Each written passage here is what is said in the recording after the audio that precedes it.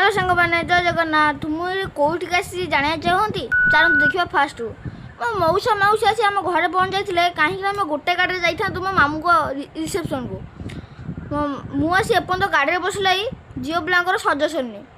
तापर मो मम्मी गोटे मुंडिया मारिला आमको बहुत बाट जीवार था से आम अटो बसलु बाहरी गलु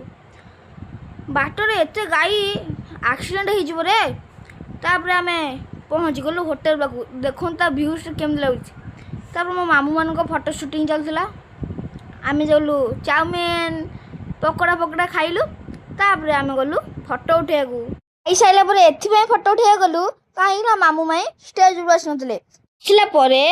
आम गलु सहित फटो उठिकी मेन कोर्स खाइबा आ मटन की स्वाद होता तापर आमर फैमिली माने मामू घर फैमिली मेम्बर पलैसिले सहित पुणी जाकि फटो उठेलु तापर आम गोटे रूम रे गेट टुगेदर चलता तापर